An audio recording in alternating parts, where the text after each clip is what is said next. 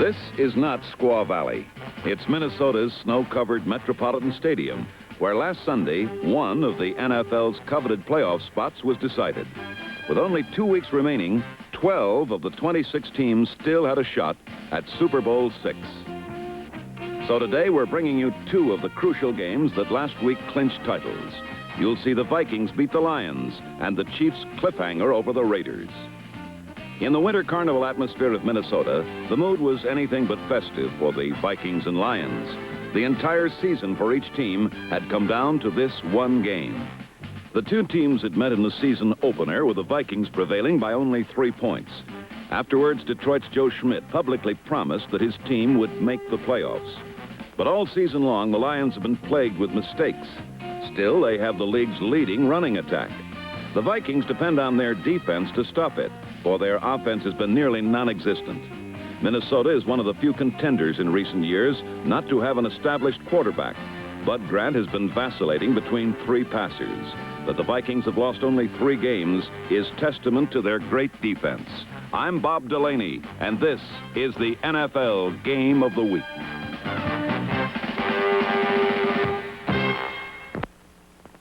In sunny 20-degree weather, a standing-room-only crowd would see whether the Lions could overcome the Vikings' proud defense. They had only to wait until the game's third play for the answer. Greg Landry's first pass was picked off by linebacker Roy Winston and returned 29 yards to the end zone. It was the first touchdown scored by the Viking defense this season, compared with 7 in the same number of games in 1970. Minnesota was coming off a loss to San Diego, in which the Chargers stung the Viking defense by scoring a season's-high 30 points against them. Today, they were out to avenge that indignity, as kick returner Ron Jesse can testify. This was a key to the game, as Jesse, a rookie and the leading returner in all of football, was kept in check today. On this second series for Detroit, Landry stayed with the air route despite the fact his 2 leading receivers, tight end Charlie Sanders and flanker Earl McCullough, wouldn't play today due to injuries.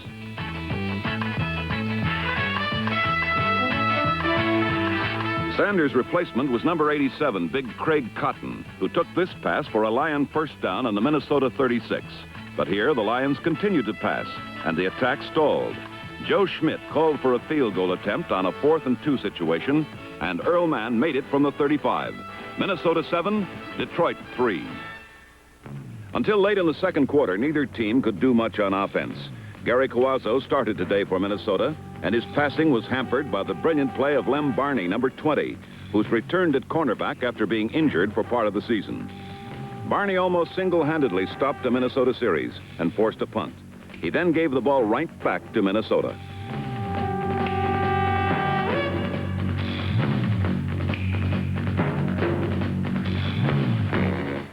This second Detroit turnover gave the Vikings the ball on the Lion 10-yard line, and Joe Schmidt helplessly watched as Coazzo moved the ball on the ground.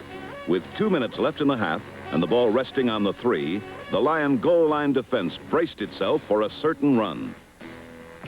The man in the spotlight is Clint Jones, number 26, who this year has taken over for Dave Osborne as the Vikings' premier runner.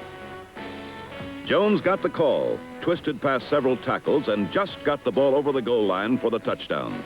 Detroit's errors had given the Vikings 2 touchdowns and a 14-3 lead.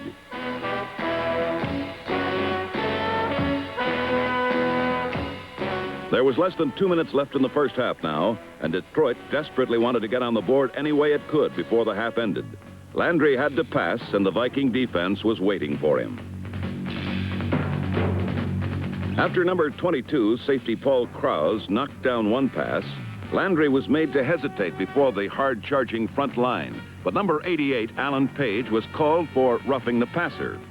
Page's over-exuberance gave Detroit a first down in Minnesota territory, which didn't please Alan Page or the rest of the charged-up Viking defense.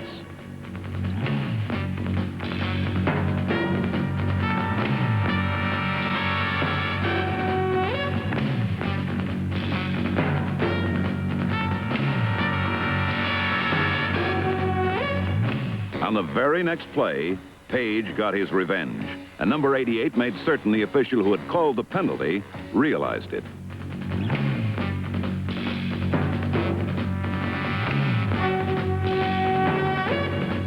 Minnesota pushed Detroit backwards and forced a punt that was partially blocked by Carl Eller. Still, the Lions got a good roll, and Minnesota took over on the 50.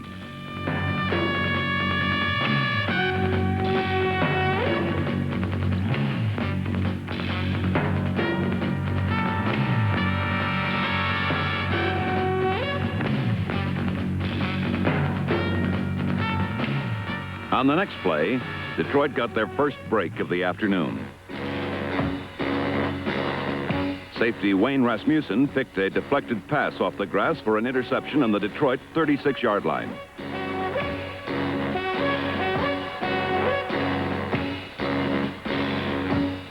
A repeat of this turnover shows Coazzo drilled the ball off the chest of number 21 Jim Lindsay, and Rasmussen made a shoestring catch of the ball to give the Lions their first break of the ball game. Unfortunately, they had less than a minute to take advantage of it. Landry wanted to throw long, but the Viking prevent defense allowed only the outlet pass to his setbacks. Steve Owens advanced with 2 such passes, but got no further than the Viking 45, where Errol Mann's 53-yard attempt was much too short. The break went for naught, and the half ended 14-3. Second half, and trailing by 11 points, Detroit's Greg Landry continued passing poorly. Ed Shirachman intercepted this one on Detroit's first series of the new half and returned it 33 yards all the way to the Detroit 12. The Vikings' early lead was vital for the defense because it had forced Greg Landry away from his strength, the running game. Landry was forced to pass despite the absence of his 2 prime receivers, and this, added to the fact he was not throwing well, had resulted in disaster for the Lions. Luckily for Detroit, Minnesota's offense was in low gear also, or the score would have been much greater. Despite the fact their defense had presented them with the ball on the 12, the offense couldn't take it in. Clint Jones was stopped short on 3rd down, and Minnesota again settled for a Cox 3-pointer that brought the score to 17-3.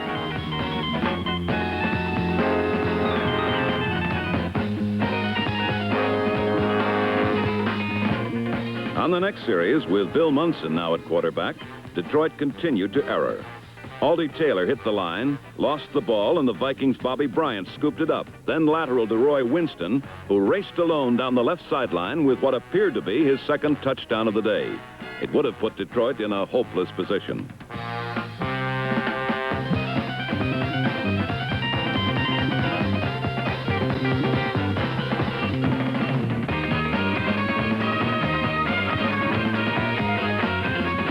However, the ball was brought back because Bryant's lateral was ruled a forward lateral. As we look at the play again, we can see the official ruled correctly. By the time Winston touched the ball, he was beyond Bryant, thus making the play illegal.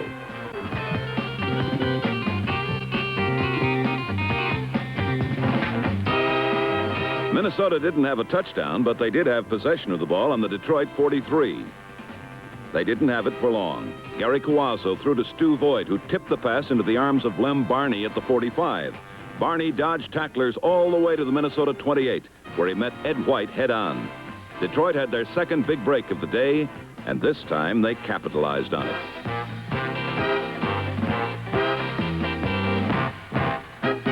For the first time, the Lions took over with good field position and were able to run. Steve Owens ran 2 successive plays for 8 yards right through the middle of the Viking defense.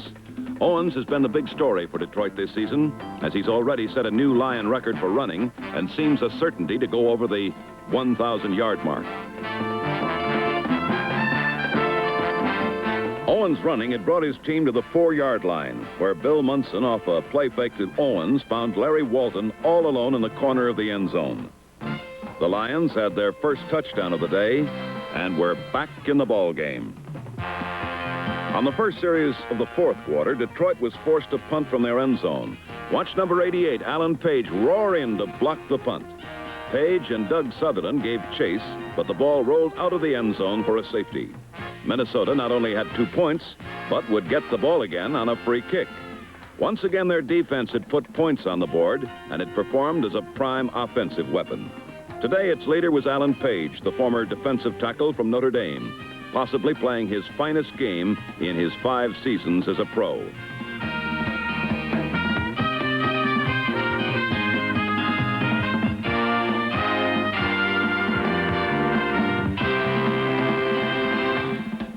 The Vikings converted their free kick opportunity into a field goal, and it zoomed their lead to 22-10 when Bill Munson, trying to get his team back in the game, tried a pass with Gary Larson hanging on to him. The ball ended up in the hands of number 58, linebacker Wally Hilgenberg, who returned it to the Detroit 32.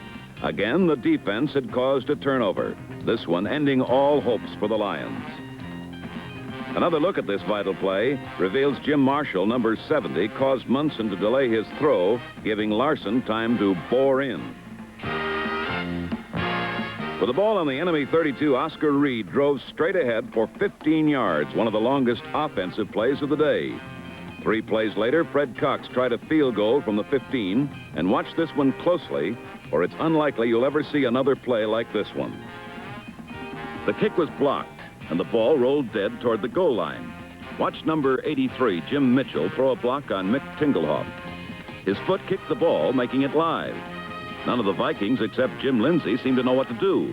He downed it, giving Minnesota a freak score that seemed to have everyone but the officials bewildered. Though the Lions were enraged, the call was correct and was appropriate end to today's scoring. Every Minnesota score was the result of the defense's superb play. There had been Roy Winston's touchdown interception, Clint Jones' score after a fumble recovery, 2 field goals resulting from a stolen pass and a safety, and now a bizarre touchdown from a blocked field goal.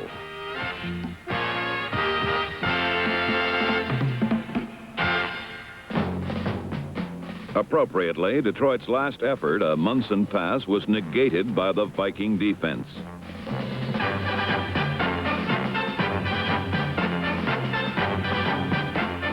The Purple Gang had given their team a 29-10 victory over their archenemy, the Lions. More importantly, the win gave the Vikings their 4th consecutive NFC Central Division title. Minnesota again is the undisputed champion of the NFL's rugged black and blue division.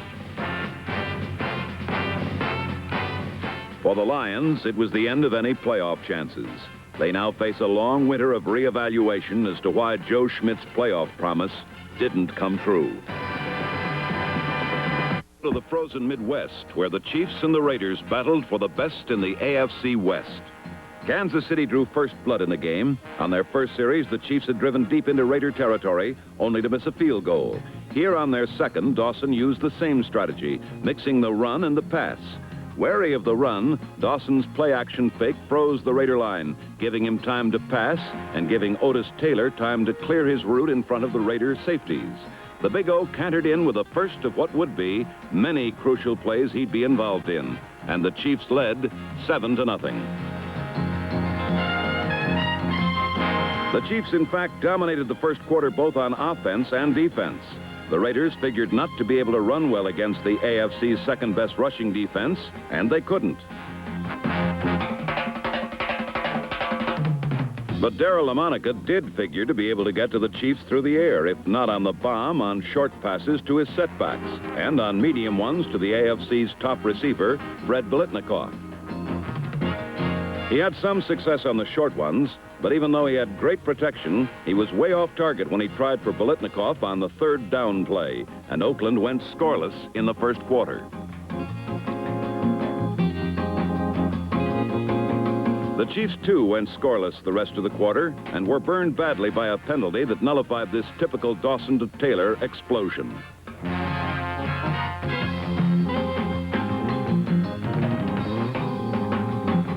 But on the first play of the second quarter, the Chiefs' defense got the ball back for Dawson as Marv Hubbard was hit hard and coughed the ball up to safety Jim Kearney, number 46.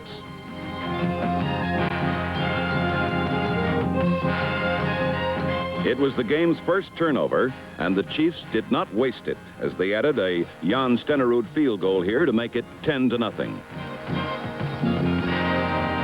Then Oakland began to move the ball on the ground for the first time. Behind Gene Upshaw's blocking, Marv Hubbard, number 44, rolled to midfield.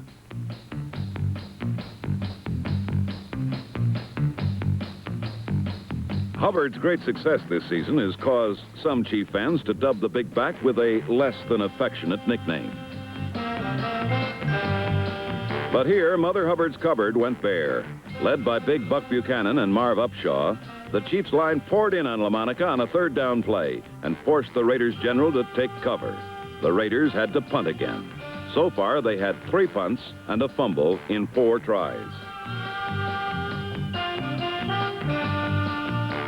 Dawson couldn't exploit his next opportunity either. In fact, he gave the ball right back to Oakland on his first mistake of the game.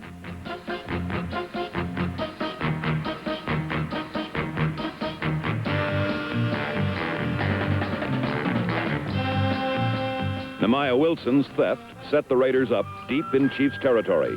But Coach John Madden decided it would not be LaMonica who would try to capitalize on the break.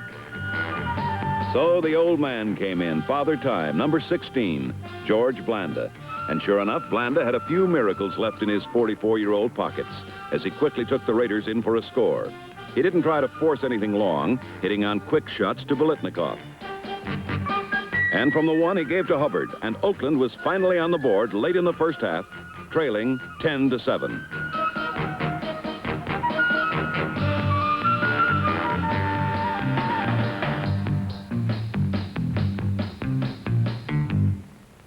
There were 48 seconds left in the half when Lenny Dawson took over on his own 35. Using his setbacks on runs and short passes, Dawson took the Chiefs to the Oakland 36, where he had 8 seconds left and no timeouts.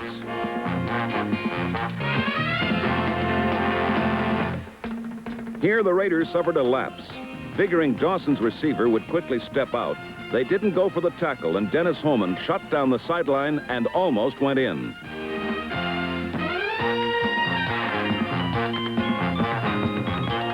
The play covered 7 seconds. There was 1 second left, time enough for Stenerud to kick his second field goal, and the half ended with the Chiefs ahead by 13-7. Dawson had just executed the most important 2-minute drill of the year in the AFC West. Both defenses were excellent, and both teams went scoreless. Buchanan's manhandling of Blanda suggested LaMonica's return, but the old man was just shaken up temporarily and did not miss a play. But Blanda may have hurt his shoulder worse than he'd let on, because later in the quarter, after he had taken Oakland to the Chiefs' 20, he threw up a zingless spiral that floated into Jimmy Marsala's hands, and the drive was ended. The Chiefs with the ball on their own 2.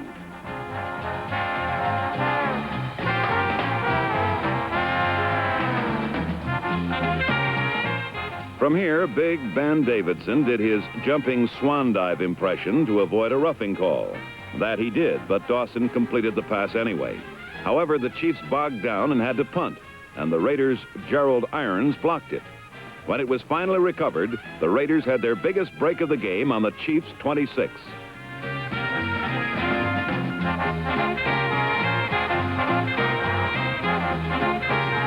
Blanda disdained any long pass and took the Raiders goalward on the strength of Marv Hubbard's running and receiving.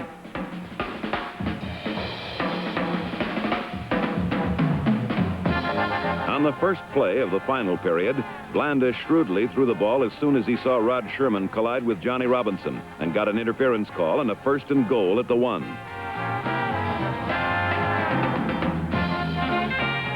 From the 1, Hubbard blasted in, and Blanda's extra point put Oakland in the lead 14-13 with a little less than a quarter to play. The miracle worker would have 2 more chances to increase his lead. The next time he had the ball, he and Ray Chester moved Oakland inside Chiefs territory, but the attack sputtered and Blanda tried for a 47-yarder.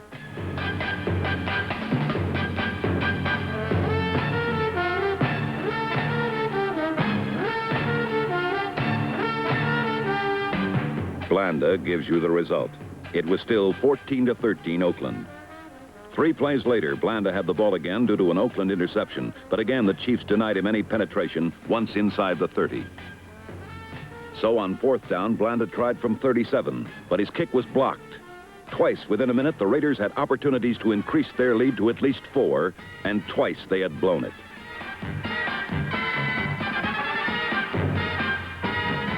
So, with 5 minutes left in the game, the Chiefs' defense left to an ovation, and Lenny the Cool took over on his 7.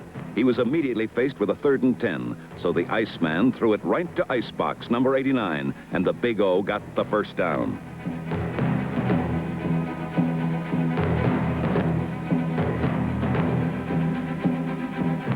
Twice more did Dawson go to Taylor on this drive. In fact, throughout the game, even knowing the Raiders were keying Taylor, Dawson challenged them and beat them. He refused to abandon his greatest strength.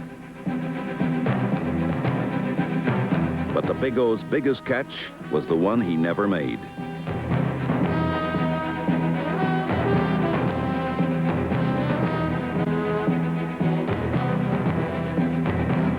Fate and a foot had dealt the Raiders snake eyes as Jimmy Warren accidentally tripped Taylor at the Raiders' 12. It was still interference as the Raiders' offense watched intently. Dawson wanted only to make sure his runners did not fumble, and Wendell Hayes carried 3 times, holding the ball, getting to the 3.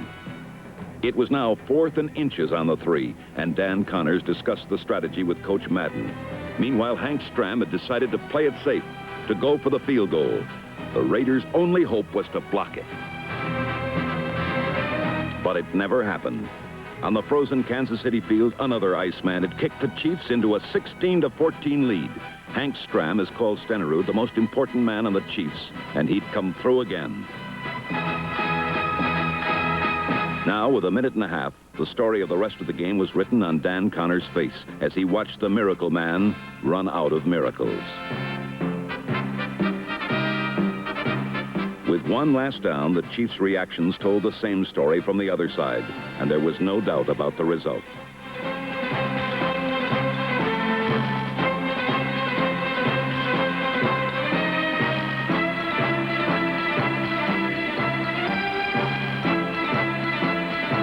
What had happened on Blanda's final down was that Jim Kearney intercepted his last gasp, and the game was over.